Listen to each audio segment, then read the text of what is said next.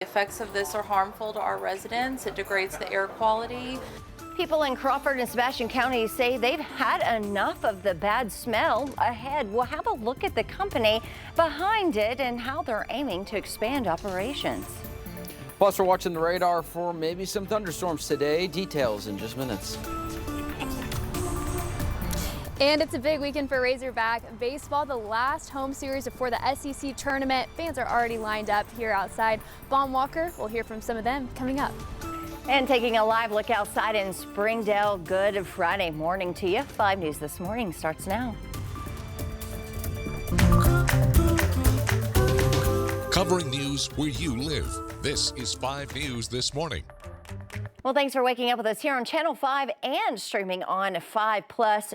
Friday, that's the key word. Yeah, I think that is my favorite word ever. And when you said Good Friday morning, I said, what a beautiful sound. I'm like, oh, that sounds good. But Yes. Joshua, it's not all sunshine and roses. We are keeping an eye on the weather.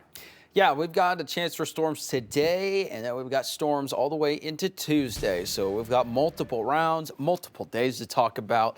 This morning, it's clear right now on the radar. Severe storms to our south and east have fired up, but nothing in our neck of the woods, so that's some good news there. But, it may not last for long. We may have some additional showers and thunderstorms as we head later on into the morning, into the early afternoon. It's one of those things where we're going to be watching it throughout the day, so make sure that you're also plugged into the forecast throughout the day. Here's a look at the cameras across the region, and I think the winner this morning so far is the Bentonville camera. We'll zoom in on that. That is our Jack Lynx camera, and you can see those beautiful colors for the sunrise this morning. So again, we're clear now, but that may change as we progress into the afternoon.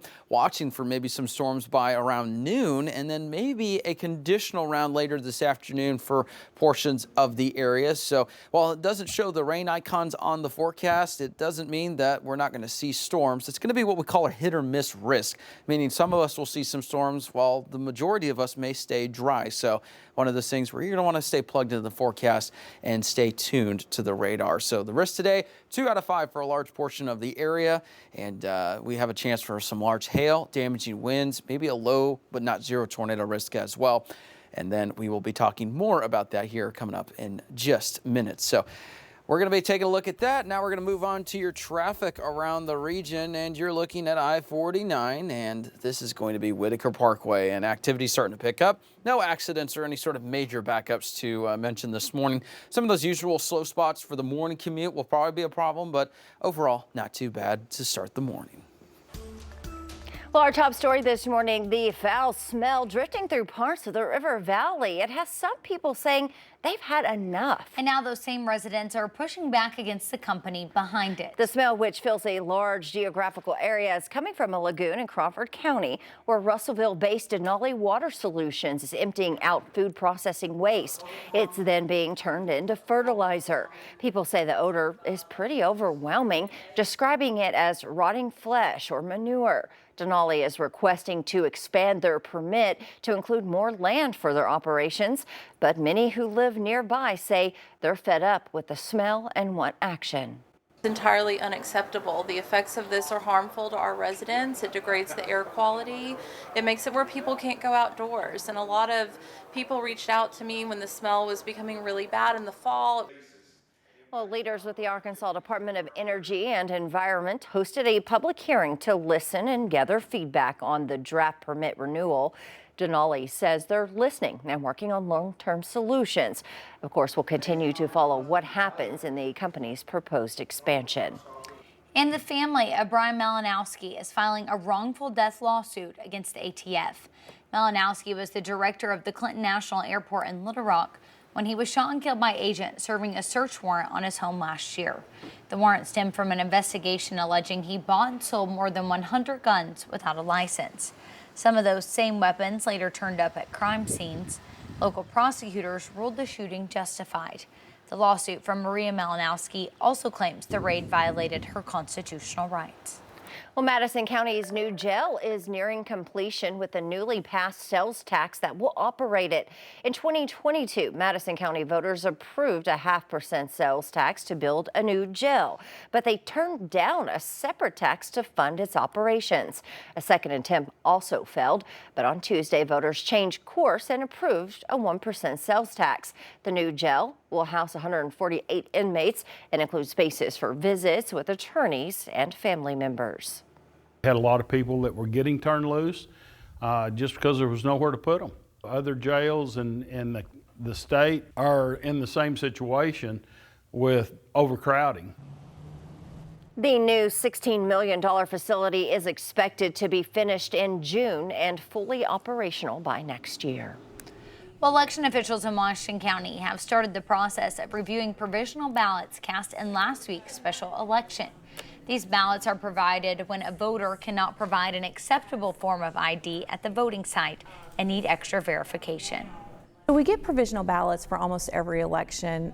The size of the election obviously determines the amount we have, but for the general election in 2024, we had over 900 provisional ballots.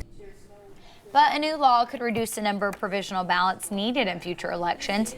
Effective in August, the law will allow voters to transfer registrations on Election Day if they're registered within the state. Well, at Baum Walker this morning, the Hogs getting ready to continue their last home series before the SEC tournament, and fans are not missing even 1 second of it. 5 News reporter Morgan Wrigley is live outside the stadium. And Morgan, we see people lined up behind you. What's going on out there? Yeah, they're starting to arrive now, and keep in mind the game doesn't start for about 12 hours, but not only are people already showing up here at Baum Walker, you can also see the signs that they're getting prepped. You've got the carts, the coolers, the tents. People are preparing for another long day of tailgating out here, and some of these fans have been out here since before the series even started. This is video from day one. We'll show you here. Fans telling us they got here as early as 4 in the morning. Others were camping out overnight, firing up their grills and tailgating, making lots of memories together while showing their Razorback pride. And while part of it is getting the best seat, the hog pen, you know, is first come, first serve. For these fans, it's also about supporting the team, showing up early, staying late, win or lose. Here, rain, snow, sleet, whatever. We're going to support these boys, win or lose. A lot of blood, sweat, and tears out here. We love to support the guys. I mean, you know, they all know about us out here. They'll bring us, you know, donuts and chicken strips and stuff during the day. But I know they really appreciate it and love having the fans out here behind them. Of course, we'll face Tennessee again tonight, and even though we're coming off of a loss last night in the opener, you heard those fans. They'll be back tonight, win or lose, to hope that the Hogs have a strong finish to this series before heading into the postseason. But for now, we're live in Fayetteville, covering news where you live. Morgan Wrigley, 5 News. All right, thanks for that, Morgan. Well, the Arkansas softball team will also be in action at home today, hosting regionals with a game this evening at 5:30. That will air on ESPN Plus right after Oklahoma State and Indiana play at 3. Well, Walmart says that tariffs are forcing them to raise the prices that you pay for many of the products on its shelves. The chief financial officer has indicated that prices could go up within weeks. However, CEO Doug McMillon did not say on Thursday's quarterly earnings call which products would face a price increase. Toys and electronics imported from China fill many shelves at Walmart. Some of those will face an import tax of 30%. I think retailers are all trying to do their best with the uncertainty that's been handed to them. They've set up command centers and are prepared for many different scenarios, whatever comes their way.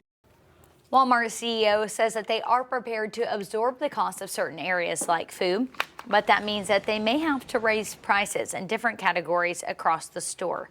So they are looking at all of their inventory as they say that they are trying to minimize how much they have to hike those prices. Well, later today, President Trump is expected to return to Washington after 4 days visiting 3 of the richest nations in the Middle East. In the United Arab Emirates, the focus remained on business at a roundtable this morning.